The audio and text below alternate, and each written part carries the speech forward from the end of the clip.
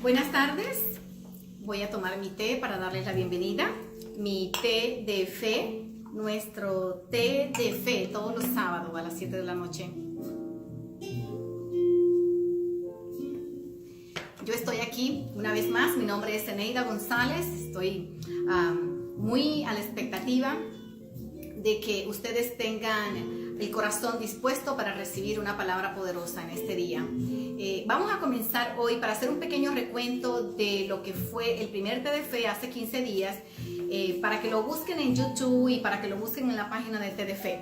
¿Okay? El primer episodio, el 1 de septiembre, habló de la jarrita de té y los procesos que toma en las manos del alfarero para crear carácter y para hacer esa vasija hermosa, diseñada, sólida, lista para dar a otros lo que por gracia recibe de Dios. ¿Okay? El segundo té de fe, que fue el sábado pasado, para los que no estuvieron presentes, hablamos acerca del poder del perdón. El poder del perdón, o el perdón como arma poderosa usada espiritualmente hablando. Y hoy estoy contenta porque, aunque es un tema un poquito que cuando se escucha el título es un poquito así como que asusta un poco, pero es un tema fabuloso porque habla de la bendición de confesar el pecado escondido. El primero, el poder de perdonar, ahora es el pecado escondido. Una mujer de Dios que quiere triunfar no puede tener pecados escondidos. Y esta mañana decidí hablar de una anécdota que tuve la semana pasada, que me llevó a convencerme de que esto era lo que el Señor quería que yo les hablara. Y se trata de una anécdota. Miren, la semana pasada yo estaba revisando libros y agendas, y esas cosas que yo uso para trabajar, y la tenía de años anteriores, agendas donde yo podía ver encuentros que yo tenía con personas, eventos y recuerdos, y me puse a reflexionar si esos recuerdos valía la pena tenerlos o no, y llegué a la conclusión que sí los podía guardar porque me hacían bien, eran buenos. Con el tiempo me puse a pensar, wow, pero no pasa así lo mismo, ¿sabes? Cuando tú guardas recuerdos de pecados escondidos que están en la intimidad del corazón, no sucede igual. Esos pecados regularmente que tú guardas o que alguien pudiera guardar están vivos, y créeme que parecen estar dormidos, pero cuando tú menos crees saltan, se despiertan y muchas veces hacen mucho daño. Le voy a citar algo para que ustedes lo busquen en casa y ustedes se den cuenta que la palabra de Dios es veraz, es verídica, y que nos ayuda a no vivir en el desconocimiento de estas cosas. Y los que tienen una Biblia en su mano, por favor, busquen en el versículo 32, en el capítulo 32 del versículo 23 del libro de Números. Eso está en el Antiguo Testamento para aquellas personas que no están muy familiarizadas. El Señor dice ahí: ¿sabéis que vuestro pecado os alcanzará? Mira que el pecado nos puede alcanzar. El pecado nos puede alcanzar. Y también estuve leyendo en el internet una anécdota de una historia real que me impactó un poco, aunque no es muy significativa, pero me impactó. Se trata de un chico que su nombre es Carlos. Carlos estaba en una ocasión en un stop, esperando que la luz cambiara del semáforo, cuando súbitamente fue impactado en la parte de atrás por otro auto.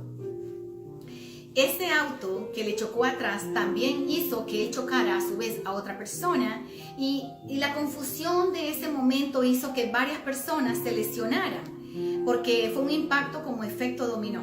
Él contaba que él quedó un poco aturdido, pero que cuando reaccionó se dio cuenta que el chico que había chocado de la parte de atrás de él se salía de la línea y poco a poco se escurría para irse, y se dio a la fuga. Cuando este chico que chocó a todos y fue el causante del accidente se fue, dejó caer su placa. La placa de su auto, por el impacto, se cayó en el suelo. Cuando llegaron los oficiales a mirar el evento y a mirar quién era el culpable, qué había pasado, uno de los oficiales cogió la placa del auto, y la expresión que le dijo a Carlos, al chico que se quedó y que fue golpeado sin él ser responsable, dijo: alguien le va a estar esperando en casa. Alguien le va a estar esperando en su casa cuando llegue. Estaba hablando del hombre que se huyó siendo responsable y su placa de auto o su matrícula le delataba de alguna manera porque ahí estaba toda su información. Y el oficial dijo, no se va a quedar sin pagar lo que hizo. Cuando yo leía esto, yo decía, wow, así es el pecado. El pecado, por mucho que la persona corra y se esconda, lo va a alcanzar, porque es espiritual, porque es que tiene una consecuencia, porque en la Biblia está escrito, ¿ok? Y los pecados, amigas, que están allí escuchándome y aquellas que quizá no están ahora, hoy, sábado, pero que van a poder accesar el video después, el pecado oculto, o sea, nuestros errores ocultos no confesados, son voraces a la hora de consumir nuestros recursos interiores. Y te lo digo porque para que ellos puedan subsistir, ellos necesitan nuestra energía emocional, ellos reconocen nuestros pensamientos y ellos, una vez que hacen triza de nosotros, no nos dan tregua, no nos dan tregua.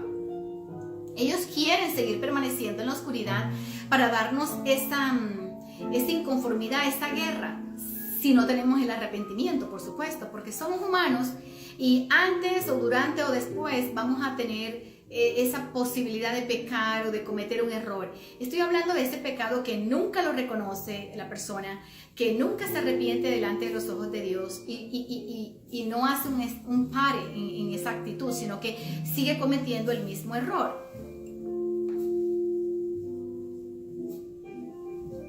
El pecado no confesado. El rey David, que fue uno de los hombres más importantes aquí en la tierra, el rey David, no sé si lo habrán escuchado en la Biblia, fue el papá de uno de los reyes más prominentes, más ricos y más sabios de la historia. Él cometió un error grande. Para aquellos que no conocen la historia, no voy a irme a la Biblia para no tener que extenderme y que ustedes hagan la tarea, pero por ejemplo en el libro de Salmos ustedes van a encontrar en el capítulo 32 versículo 3, el rey David hace esta reflexión. Él dice: mientras callé se envejecieron mis huesos en mi gemir todo el día, porque de día y de noche se agravó sobre mí tu mano. Estaba hablando de la mano de Jehová. ¿Por qué? Si ustedes no conocen la historia, el rey David cometió un gran error. Él, estando en el palacio, vio a una mujer muy bella, su nombre era Betsabé, era una mujer casada, y él cometió el error de poner sus ojos en esta mujer y la hizo suya. No solamente la hizo suya, sino que ese pecado de adulterio le trajo como consecuencia el caer en otro pecado y en otro pecado. Es decir, que un solo pecado o una sola mentira lo envolvió en otros pecados y fue terrible la consecuencia de él. Por eso él aquí dice: mientras callé mi pecado, se envejecieron mis huesos. Es decir, que el pecado trae desgaste, el pecado trae consecuencias de enfermedades, y si es oculto, igual trae consecuencias. Entonces este hombre, David, en su pasión, en su enamoramiento de esta mujer, ella sale embarazada y él trata de ocultar el embarazo de ella. Y para ocultarlo trata de manipular un encuentro entre ella y su original esposo para esconder su falta y no ser reconocido como el padre de este bebé. El bebé lógicamente muere por una consecuencia, por un juicio, ¿ok? A causa de ese pecado. Y él, antes de que el bebé naciera, él tuvo que mandar a asesinar a este soldado que era el esposo de la mujer, para que la mujer quedara sola y para tapar su falta. Como dije unos minutos antes, un pecado lo enredó en otro pecado y en otra mentira. Por eso él habla aquí de esto, ¿verdad? Porque no podemos negar que aunque el rey David se equivocó, también era un hombre muy sabio, y era un hombre tan sabio que recurría a Dios y se arrepentía de corazón, porque Dios es el único que puede ver el corazón. Cuando leemos la historia de David decimos: wow, ¿cómo un hombre así pudo agradar a Dios? Es que Dios no ve lo de afuera, Dios ve el corazón, la actitud del corazón. Mujeres, amigas, que me escuchas, mujer que tú quieres triunfar, te voy a decir algo más. El pecado consume nuestras fuerzas tremendamente, porque es que el pecado hay que esconderlo. No solamente hay que esconderlo, el pecado hay que disimularlo. El pecado también hasta justificarlo. Porque cuando tenemos la conciencia adormecida delante de Dios, empezamos a justificar los pecados. Frases como, y alguien me va a decir en algún momento, oh, ya, esa era yo. Yo también estuve allí, ¿verdad? En algún momento justificando mis faltas para adormecer mi conciencia y creer que estaba bien delante de Dios. Pero, por ejemplo, hay frases en nuestro pensamiento que pudieran estar allí cuando cometemos faltas, pecados. Pudiera ser como que nadie lo sabría o nadie lo sabrá. Nadie lo descubriría, nadie lo descubrirá cuando estamos ocultando. Después de todo, a nadie le hace mal este pecado, solo a mí. Otros serían, bueno, hay otros que hacen el mismo pecado y sin embargo les va bien, ¿verdad? Y otro es el más común, que yo lo usé en el pasado y dice, bueno, Dios sabe que yo soy humana y que me voy a equivocar. Esas son excusas, y esas excusas o esos pensamientos te desgastan tu energía emocional, te desgastan y te cargan, te cansan.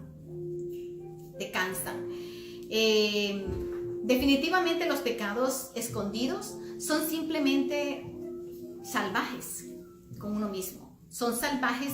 El pecado escondido busca siempre encarcelar el alma del individuo, en este caso de aquella mujer que me escucha y tiene algo en su corazón, así como un pecado escondido. El pecado escondido es sencillamente salvaje y lo que quiere es amarrar y esclavizar tu alma. El pecado escondido también tiene algo muy peculiar y es que quiere atropellar tu destino. El pecado escondido no quiere que tú llegues a la meta, no quiere que tú llegues a donde Dios quiere que tú llegues con el destino que Dios diseñó para esa mujer o para ti, mujer. Definitivamente el pecado lo que busca es destruir al individuo, llámese mujer o hombre, lo que quiere es destruir la vida de la persona, también avergonzarnos.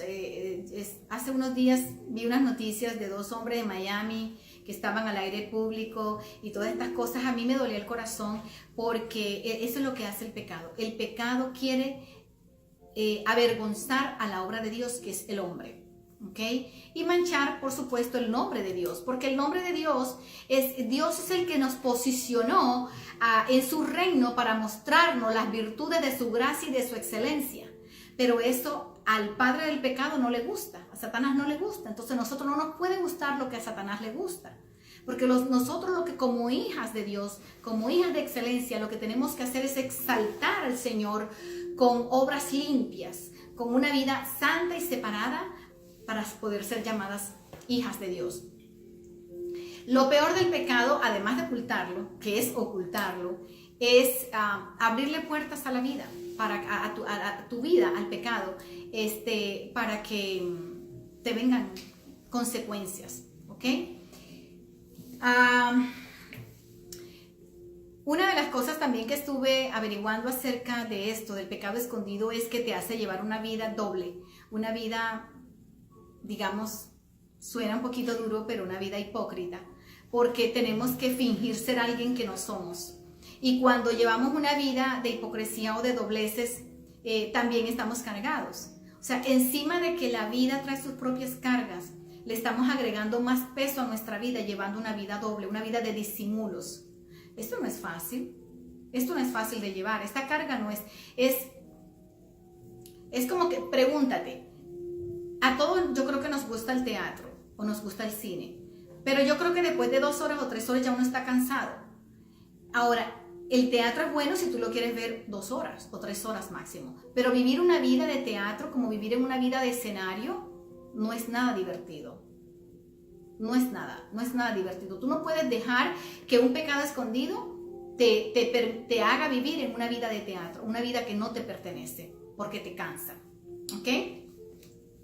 Entonces, definitivamente, lo que dijo el rey David es muy sano, es muy verídico, porque él había cometido un pecado y sentía que sus huesos se enfermaban, él sentía que se consumía, ¿ok?